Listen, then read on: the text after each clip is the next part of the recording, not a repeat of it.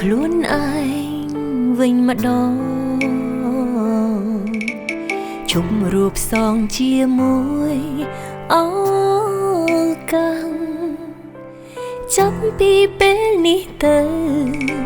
ធ្វើតាមបេះដូងខ្លាំងព្រោះមិនដឹងថារស់ដល់ចាំងឬអត់រៀនតទួលការពិតខ្លួនឯងព្រោះសំដែងយូរពេកគឺហត់ជីវិតមនុស្សម្នាក់តែងជួបរឿងជូរចត់ជួនកាលជួបស្នេហ៍ក្បត់ធ្វើបាបចិត្តសូមធ្វើតាមបេះដូងបំពេញក្តីសុខខ្លួន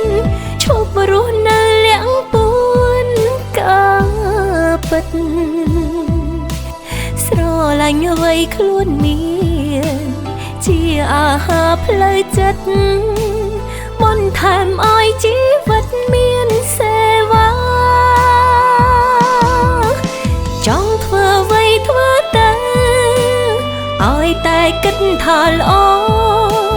ទោះរើសគូស្រកោឬធ្វើការ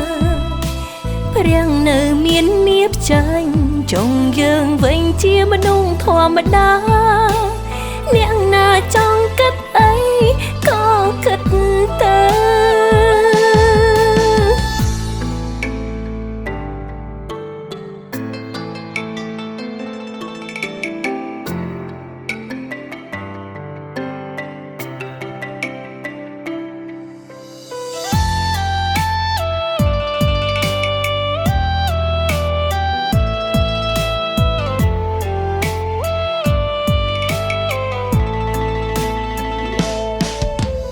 រៀនតទួលការពិត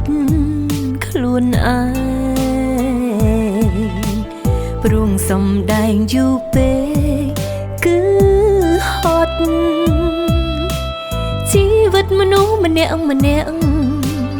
តែងជួបរឿងជូរចត់ជួនកាលជួបស្នេហ៍ក្បត់ធ្វើបាបចិត្តសូមធ្វើតាមបេះដូងបំពេញក្តីសុខខ្លួនឈប់រស់នៅលាក់ពួ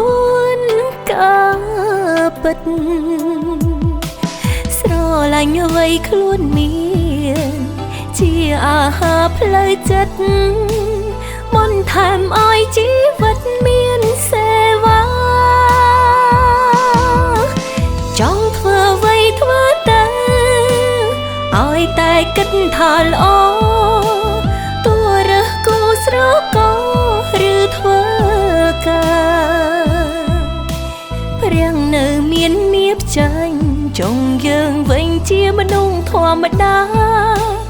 អ្នក